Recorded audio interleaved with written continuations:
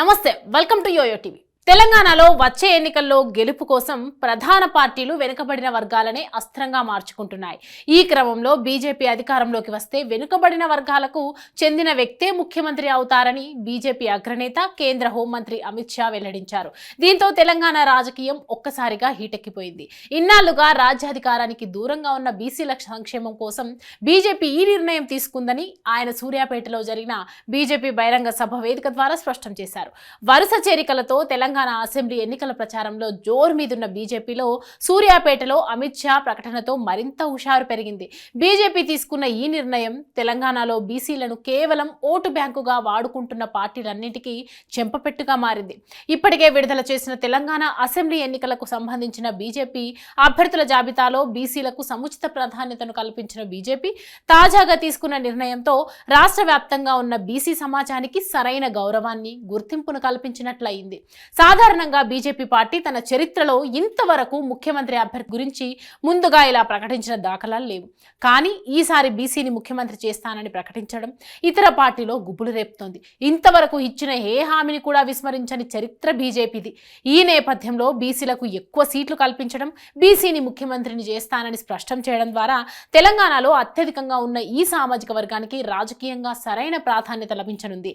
అధికారంలోకి వస్తే దళితుడిని సీఎంను చేస్తామని ప్రకటించిన కేసీఆర్ ఆ తర్వాత తానే ముఖ్యమంత్రి సీట్లో కూర్చొని తెలంగాణలో దళితులు, గిరిజనులు, వెనుకబడిన వర్గాలను నిట్ట నిలువున మోసం చేసిన విషయాన్ని తెలంగాణ సమాజం గుర్తుపెట్టుకుంది. కానీ ఇచ్చిన మాటకు కట్టుబడి ఉండే బీజేపీ అధికారంలోకి రాగానే బీసీని ముఖ్యమంత్రిని చేయడం ఖాయం. అటు కాంగ్రెస్ పార్టీ కూడా దేశవ్యాప్తంగా ఏ రాష్ట్రంలోనూ దళితులు, గిరిజనులు, వెనుకబడిన వర్గాల కోసం ఇచ్చిన హామీలను పూర్తి చేయలేదు.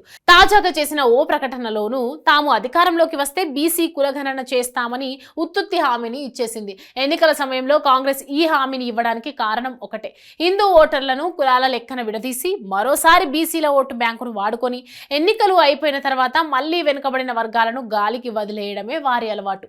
అధికారంలో ఉన్నన్ని రోజులు భారత సమాజాన్ని విడదీసి చూస్తూ, కలహాలు పెడుతూ సమాజంలో వైఫల్యాలను రెచ్చగొట్టేలా కాంగ్రెస్ పార్టీ వ్యవహరించింది. మరోవైపు నరేంద్ర మోదీ గారి నేతృత్వంలోని బీజేపీ కేంద్రంలో అధికారంలోకి వచ్చినప్పటి నుంచి బీసీల సంక్షేమానికి వివిధ పథకాలను తీసుకురావడంతో పాటుగా వాటిని సమర్థవంతంగా అమలు చేస్తూ ఆయా వర్గాల రాజకీయ, సామాజిక, ఆర్థిక అభివృద్ధికి, బీసీల సంపూర్ణ సాధికారత కోసం పనిచేస్తుంది. సమాజాన్ని ఏకీకృతం చేయడం బీజేపీ సిద్ధాంతం అయితే, డివైడ్ అండ్ రూల్ చేసి రాజకీయ లబ్ధి పొందడం కాంగ్రెస్ క్రూరమైన ఆలోచన. సూర్యాపేట బహిరంగ సభ వేదిక ద్వారా కేంద్ర హోంమంత్రి అమిత్ షా గారు చేసిన ఈ ప్రకటన కాంగ్రెస్ నేతృత్వంలోని కూటమి వాగ్దానాలలోని అనైతికతను, మోసాన్ని దేశ ప్రజలందరికీ ఎత్తి చూపేందుకు ఉద్దేశించిన ఓ వ్యూహం. జనాభా ప్రతిపాదికన అన్ని వర్గాలకు సరైన ప్రాధాన్యతను కల్పించాలనేది బీజేపీ అంకిత భావానికి నిదర్శనం. ఇందుకు ఎన్నో ఉదాహరణలు ప్రజలందరి ముందున్నాయి. మోడీ నేతృత్వంలోని కేంద్ర ప్రభుత్వంలో మంత్రుల్లో అన్ని వర్గాలకు ప్రాతినిధ్యం ఒక మచ్చుతునక. 27 బీసీ మంత్రులు, 12 మంది ఎస్సీలు మోడీ కేబినెట్లో ఉన్నారు.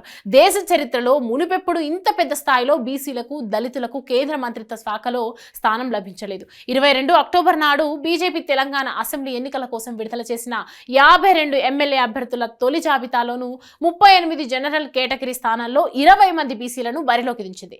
అంటే తొలి జాబితాలోని 52 సీట్లలో 52% బీసీలకి కేటాయించింది. మిగిలిన వాటిలో 14 సీట్లను దళితులకు, గిరిజనులకు కేటాయించింది. ప్రకటనలు చేయడం మాత్రమే కాదు, వాటిని అమల్లో చేసి చూపించే ఏకైక పార్టీ బీజేపీయే.